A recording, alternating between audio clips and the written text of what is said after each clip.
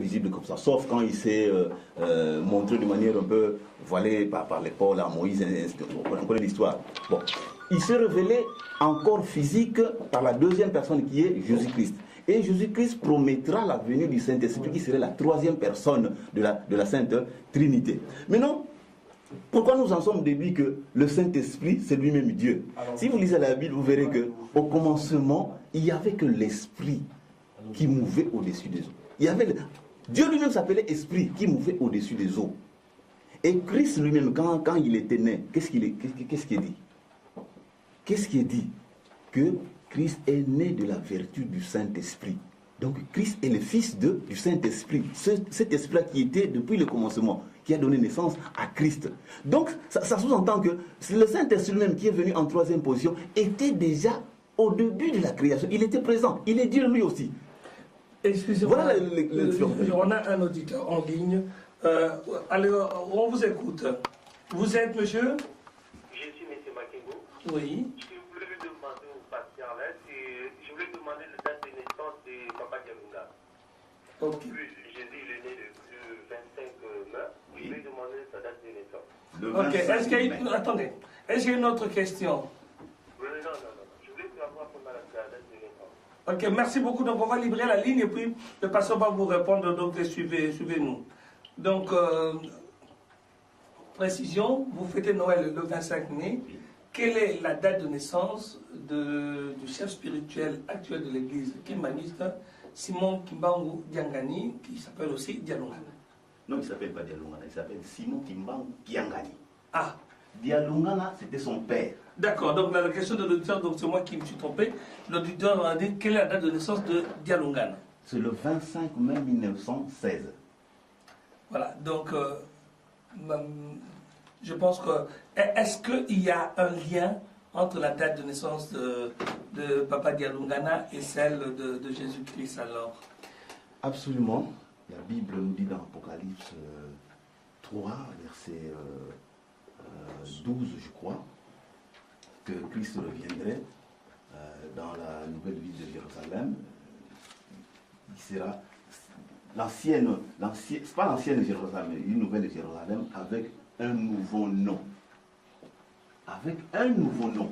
Si aujourd'hui, le monde continue à attendre le Christ avec le nom de Jésus-Christ, qui n'était quelque part dans la morphologie ancienne, il se trompe. Pour nous, Jésus-Christ était déjà venu, naquit de la sève du Saint-Esprit qui est Simon Kimbangu. Et c'est Simon Kimbangu a donné naissance à la Trinité, a incarné la Sainte Trinité par ses trois enfants. Et ces trois enfants-là, pourquoi nous avons divinisé, si vous voulez que j'utilise le terme, c'est puisqu'ils nous ont dit les choses de la création que eux ils étaient, jusqu'à nous affirmer que Sodome et Gomorrhe, c'est eux qui l'ont brûlé. Sodome et Gomorrhe, c'est eux qui l'ont brûlé. Voilà. Donc, il y a des choses tellement fondamentales qu'on peut vous expliquer sur l'omniscience de ces gens-là, sur l'omnipotence et sur l'omniprésence. Voilà tout à l'heure, madame me demandait quelles sont les qualités qui prouvent la divinité. Ce sont les trois là. Quelqu'un qui peut être plusieurs fois à la fois, quelqu'un qui peut avoir le pouvoir de rendre heureux ou malheureux, de donner la vie, de soustraire la vie, mais quelqu'un qui peut avoir la science en lui, toute la science en lui-même. On va avoir un complément de Godi Diakongo, un des maîtres, ceux qui maîtrisent l'écriture négro-africaine, le Mandombe. On vous écoute. Au nom de la Sainte Trinité, nous disons toujours avoir le concept propos, c'est-à-dire qu'on en a évoqué ici, Dieu le Père, Papa Kisolo Kelelo, Dieu le Fils, Papa Dialungana Kiangani, le Saint-Esprit, Papa Simon Kimbangu Kiangani, donc Papa Dialungana Boutimba. Vous savez, on a suivi l'intervention de mon révérend pasteur. Le terme de Papa Simon Kimbangu déjà, je crois qu'on en avait parlé tout à l'heure. Notre maman s'est interrogée pour certaines explications concernant la divinité du Papa Simon Kimbangu Kiangani. Oui, comment il est passé d'une tout moi de l'envoyer et à partir de 2000, vous revenez pour le redéfinir non plus en envoyé, mais en Saint-Esprit. C'était un processus. on dit qu'on se dit c'est-à-dire que chaque chose a son temps. Aujourd'hui, quand un enfant naît, on lui donne d'abord de la petite nourriture, de la laiterie. Après, finalement, il grandit, on prend le gros morceau de manioc ou du foufou, du chikwa. Papa Simon Kimbangu, avant même qu'il soit aujourd'hui, à l'époque, qu'il puisse commencer au ministère en 1921, il a été évoqué dans le Congo de Toukou, c'est-à-dire le Congo de Totela. On avait connu une prophétesse, on l'appelle simplement Tipa Vita, d'aucuns le comparent à la Jeanne d'Arc française, et celle-là avait prophétisé la venue d'une Toumoua. C'est-à-dire qu'au royaume Congo d'Antotela, quand il avait des difficultés concernant les bébés qui avaient un enfant naissait, il mourait, il était mort-né, et nos aïeux, ils invoquaient le lot de Tata Simon Kimbangu là. Ils disaient Kimbangu Fulamoana, c'est-à-dire Kimbangu ramène l'enfant à la vie. C'est bien des indices qui indiquaient effectivement qu'il allait naître une personnalité extraordinaire. Ça parle dire les signes de temps. Est-ce que c'est un peu le message que vous voulez passer aux Africains, à vos compatriotes, à travers le travail que vous faites avec les... Il faut que j'arrive au nom là, j'arrive au nom.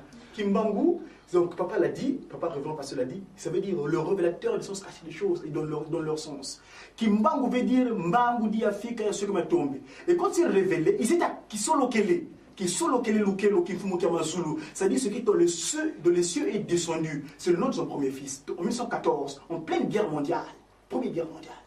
Dialungana Kiangani Salomon, le fils, il vient naître. Donc, ce qui s'est révélé, s'est accompli que le Christ est revenu de nouveau sur terre. Et c'est ce dernier même, donc en 90, juste à la veille, parce qu'il y avait un processus, le noir était enfermé, il y avait le processus du pardon de Adam et Ève.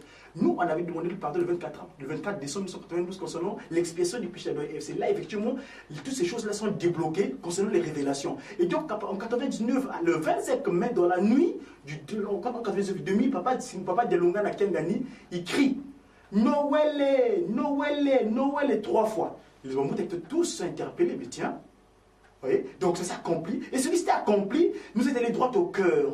C'est simplement le site toutes les pensées qui est Dieu de cet esprit. Et c'est le même, donc sa réincarnation, comme Paul l'a dit, c'est-à-dire qu'il avait dit qu'il viendra d'une manière éternelle sur terre.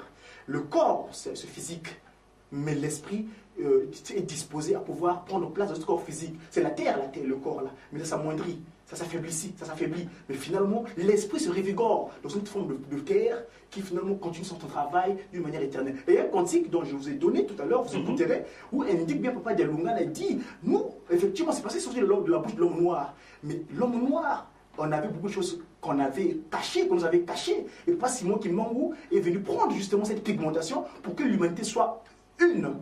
Et donc, voilà, aujourd'hui, le Noël, le 25 mai.